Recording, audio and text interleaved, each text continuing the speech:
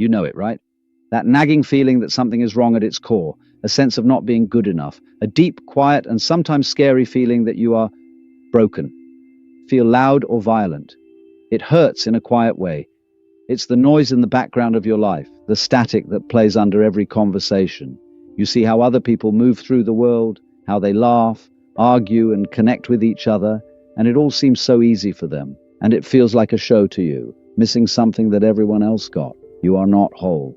And since you feel this way, a new voice has started to talk to you. It is screaming at you to get away, to stop trying, to stop doing, stop saying sorry for taking up space. It is telling you to put yourself first. That word really hits home, doesn't it? Selfish. It feels like a betrayal. It feels like a crime. You have been taught all your life to be selfless, to give, and to think of others. But this gut feeling, this deep screaming need from the bottom of your heart is telling you to do the opposite. It is telling you to pick yourself, to put your own health, peace, and sanity first. And so you are caught. Caught between the pain of feeling broken and the guilt of wanting to get better. You think you have to be fixed before you can be worthy. You need to become whole again so you can help others again. You have to work hard to get back into the world. But this gut feeling tells you something else. It tells you that the way back is not out there. The way back is in. But take a look around. Look at the world they made. The sleeping world. There is a lot of noise, a lot of talking, and a lot of performing going on. They are all so busy, always complaining, gossiping a lot, pointing fingers all the time, busy figuring each other out. They live on the surface, moving the furniture around in a house that is on fire. They chase shadows, pick up things they don't need, and look for approval from people they don't respect. This world that sleeps is a machine that works because you're not good enough. It wants you to feel broken. People who feel broken will buy, conform, and obey. They want you to play their game. They want you to fix yourself, but only in the way they say you should. Be more positive, they tell you, but they are full of negativity themselves. They say, you're just too sensitive, because your depth makes them feel uneasy. They say, you need to be more like this, and they hold up a mask that they are wearing. They are the people. The crowd that is always right, but never happy. They are the ones who give up their real selves to get praise. They talk behind the backs of the people they smile at. They complain about the lives they have carefully built. They are always doing something, but they never get anywhere. Everyone is running away from the same silence that you are now being drawn to. This is their fix. A shallow, loud, and desperate covering up of the huge empty space they are too afraid to face. And when they see you and feel you don't want to play their game, it scares them. Your silence reflects their noise. The awakened archetype was born because of this. This is the person who finally, really, listens to their gut. The individual who ceases to perceive the imperative to be selfish as a moral failing and starts to regard it as a biological imperative. The same selfishness that tells a plant to grow toward the sun. The same selfishness that tells someone who is drowning to swim to the surface. This type of person is not a rebel in the way most people think of it. They don't drop bombs, they don't shout from a stage, they just stop. They stop giving reasons for their actions. They stop saying sorry for being alive. They don't go to the meetings they don't want to go to anymore. They stop picking up the phone when it makes them feel bad. They stop trying to fix themselves so that they fit in with a world that is sick at its core. This person quietly backs away. They start the long, slow, selfish journey inside. They don't need the sleeping world to know who they are anymore. They don't care if people who don't understand them anymore. They are no longer playing the game. This retreat is not an act of war. It is a very strong way to protect yourself. You know you need to stop the bleeding before you can heal, and the bleeding is your never-ending effort to make a world that can't be pleased happy. The awakened archetype knows that what people call selfishness is actually the first sacred act of alignment. It is the return to the self. It's the start of remembering who you were before they told you who to be. And as you leave, the world will give you a parting gift. It will give you a name. They will call you broken, flawed, too sensitive, too serious, depressed, or lost. You need to know what this label really means. It is not a diagnosis of you. It is something they admit. The sleeping world and the crowd are examples of lower levels of consciousness that can only try to understand higher, deeper levels of consciousness through their own limited view. It doesn't have the words. It doesn't have the space. To them, your depth is a strange and scary place. Your honesty, your quiet refusal to play along, and just being there are all ways that you judge their own fake behavior. Your authenticity threatens their comfortable lies. You become a mirror when you stand in front of someone who is no longer willing to perform, and they don't like what they see. And so they have to pathologize you. They have to make you the issue. To keep their own illusion of being whole, they have to call you broken. To keep their own comfortable numbness, they have to call you sensitive. The only thing a shallow mind can do to protect itself from the deep is to call itself broken. That is not the truth about you. They have to make up a story that isn't true to keep their own. The sound of a key that doesn't fit the lock is what it sounds like. It is the angry confusion of someone who is trying to measure the ocean with a spoon. The label is what they think of you, not what you really are. Your screaming intuition, which they call selfish, doesn't mean you're broken. This is the first sign that you are getting better. It's the sound of your original perfect self waking up from a long sleep. It is the call to return home. Let's get rid of their scared, awkward labels. Let's put them down because they were never yours to carry. Let's instead look at the facts. You are not having a breakdown. It's a big step forward. And this big step forward is based on what we will call the 3 great truths of the authentic soul. 1. Your brokenness isn't a flaw. It's proof of how deep you are. You don't feel broken because you're weak. You feel broken because you are very sensitive. In a world that is loud, chaotic, and out of tune, you are a finely tuned instrument. What you think of as inadequacy is really the conflict between your soul and a shallow reality. You're trying to live a real, deep life in a world that values the fake, the shallow, and the false. Of course it hurts. You feel wrong, of course. Being numb protects the sleeping world. They have made their skin tough. They have learned not to feel, not to see, and not to ask questions. But you haven't. You feel everything.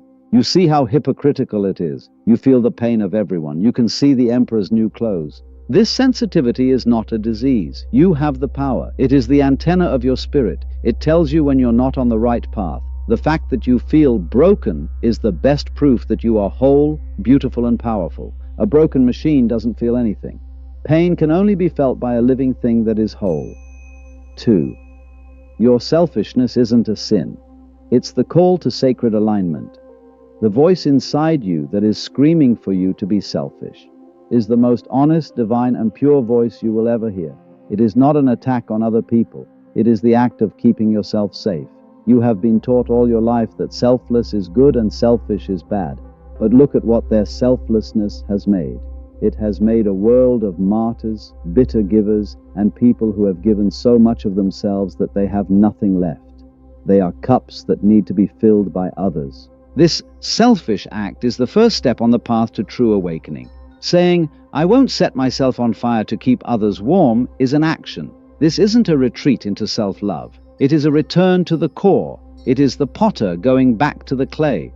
The musician is going back to the scale. You can't pour from a cup that is empty.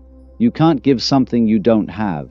This selfish trip to fill your own well, heal your own wounds, and remember, your own name is the most generous thing you can do. Only a person who is whole can truly love the world. Everyone else is just making deals. 3. Your inadequacy is not a failure. It is a deep rejection of illusion. You feel inadequate because you are being judged against a set of values that your soul doesn't accept. Fame, money, status, noise, and being like everyone else are all things that the sleeping world values. Your soul values truth, depth, silence, connection, and being real. People are judging you as a redwood tree based on how well you make plastic fruit. It's not a sign that you failed if you feel like you don't fit in. It shows that your soul has won. Your soul won't let itself get smaller. Your spirit won't let you fit in. You are not less than them. You are just not the same. You are playing a different game with different rules and a different prize. That "I'm not good enough" feeling is the static from their broadcast, not the signal from your own heart. Your inadequacy is your spirit's unbreakable need for what is real. You are not broken. You are the only one who is still awake. You are just allergic to the poison that everyone else has learned to call normal. But this is what it costs to be awake. This path of sacred alignment, this selfish choice to honor your soul's truth, is not an easy one. Don't think for a second that the world that is asleep will be happy for you when you wake up. They won't. No, they can't. When you stop pretending to be broken, you take away their role as the fixer. When you stop performing, you take away their audience. When you stop saying sorry for being alive, you are implicitly challenging them. Your new peace will bother their chaos. Your silence will be a sign that they are making too much noise. They will want you to go back to being the person you used to be. They will say that you have changed, and they will say it in a way that makes you feel bad. They will say that your new limits are cruelty, that your new alignment is arrogance, and that your refusal to get involved in their drama is apathy. This is what it costs to reframe. This is what it costs to live a real life. You have to be okay with being misunderstood. You need to be okay with being alone. You will find that many of the relationships in your life were not based on love for you. They were built around what you do. They were based on the contracts you both signed without thinking about them. The contract said that you would always be the sensitive one, and that you would always be the broken one who needs their advice. The contract said that you would always be the one who tries harder, makes things easier for them, and makes yourself smaller to make them feel bigger. You are breaking the terms of their unwritten agreement when you start to heal and accept this selfish intuition. And they won't be happy that you're getting better. They'll be scared and angry that they've lost you. You've broken the pattern, and that scares them. The road of the awakened soul is not a busy highway. It is a walk through a quiet forest in a single file. You will look back and see the crowd you tried so hard to please far away, still shouting, still performing, and still believing their own lies. And you will have to choose between going back to their warm, familiar, and false world, or keep walking alone into the cool, big, and real unknown. This is the most accurate test. This is the bravery that selfishness needs. The bravery to choose the truth, even if it means losing the crowd's approval. The strength to understand that your recovery will seem like a betrayal to those who are still worried about your illness.